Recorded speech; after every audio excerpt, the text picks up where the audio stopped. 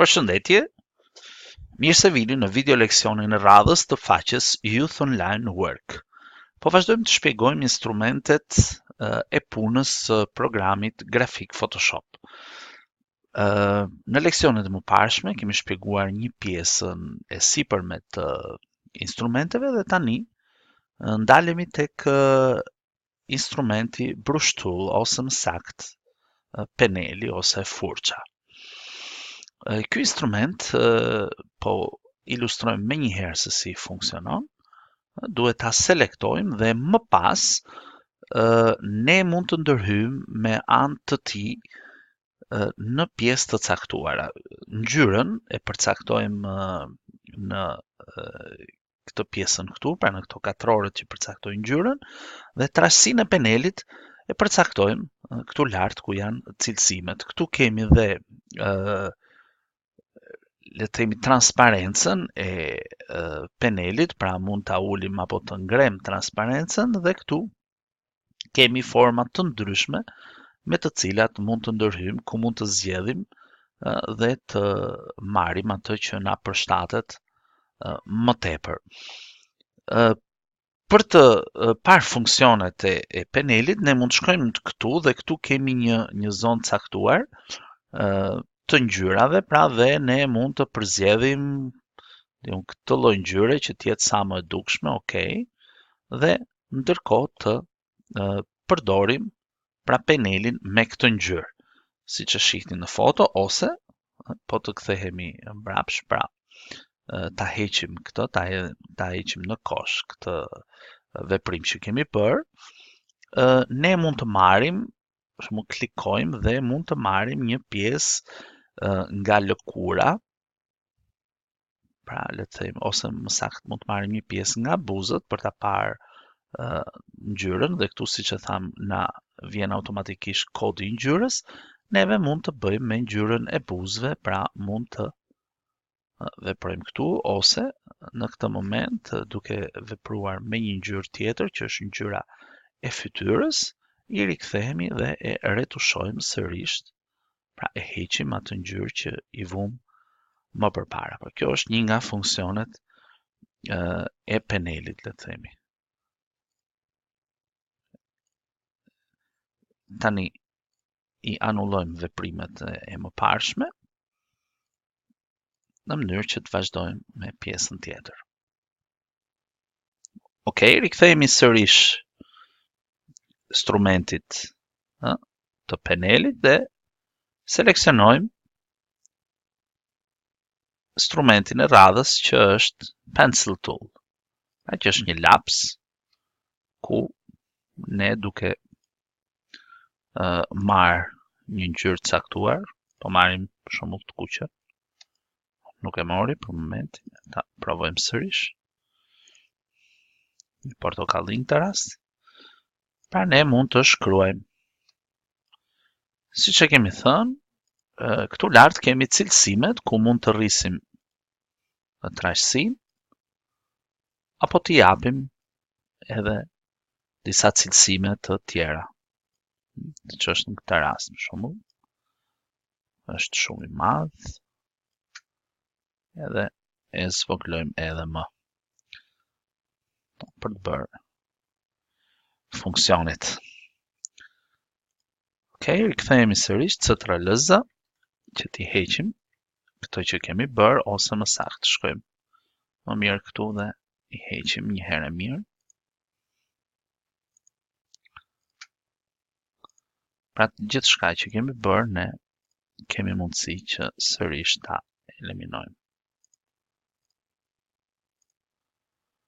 Këto janë ato veprimet që ne kemi bërë përpara dhe i heqim të tëra. Okej, vazhdojmë sërish, prap duke klikuar me të djathtën, kemi zëvendësimin e ngjyrave. Pra dhe këtu, me këtë ngjyrën që kemi marrë këtu, ose nëse do duam ta ndryshojmë, për shembull marrim, një sekond, të tërhiqemi sërish mbrapa,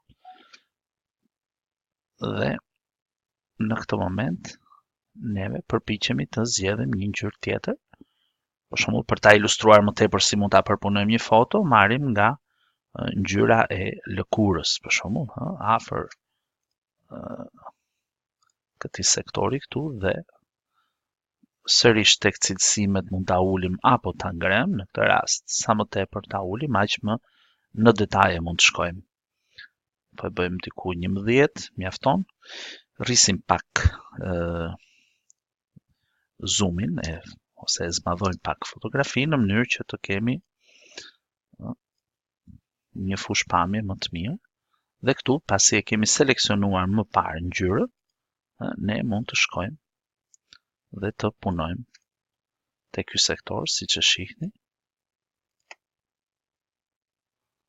Pra kemi mundësinë që të zhdukim ose të zbusim këto pjesë të caktuara që do ta shohim pastaj më tutje se si mund ta përpunojmë dhe më mirë akoma. Pra, kjo është një ngjyrë e cila i mbivendoset, duket qartëzi se si ndërhyn, pra se si jep një tonalitet tjetër, ja. Tek e zeza dallohet dhe më mirë, pra ngjyra që ne kemi vendosur mundet që ta përhapim në sektore të tjera. Kthehemi sërish mbrapsht, duke eliminuar të gjitha ato veprime që ne bëm përpara.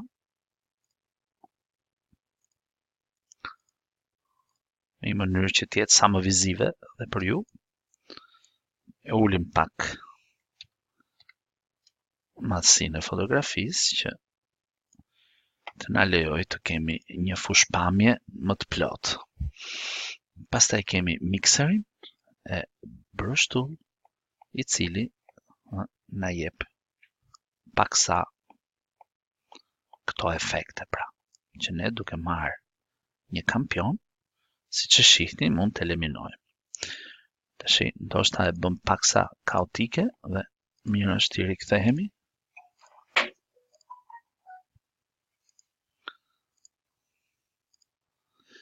Dhe sërish e zmadhojmë pak me CTRL plus dhe përqendrohemi aty ku diskutuam përpara, pra tek eliminimi i këtë rasti nishaneve, po mund të jenë nishane, quka, rrudha e kështu me radhë. Pra, siç e shihni, ne mund të zhdukim disa nga këto shenja, pra në tropja. Mund të shkojmë dhe këtu, për shembull nëse tonim të bëjmë një tek zona e sqetullave. Të bëjmë një modifikim. Edhe në krahun tjetër, thjesht për të ilustruar, për të treguar se çfarë mund bëjmë. Njëkohësisht, patjetër që mund të hyjmë pastaj dhe këtu brenda sfondit të fustanit që të bëjmë modifikimet tona. Gjithçka e bëjmë jo në mënyrë perfekte, por sa për të dukur më mirë funksioni i instrumentit të cilën ne po përpunojmë në këtë moment. Për shembull, mund të provojmë dhe këtu tek vetulla, pra shihni se si ne mund të zhdukim, le të themi, këto ngjyrat e ndryshme dhe t'i zëvendësojmë ato me ngjyrë nga një sektor tjetër i përafërt.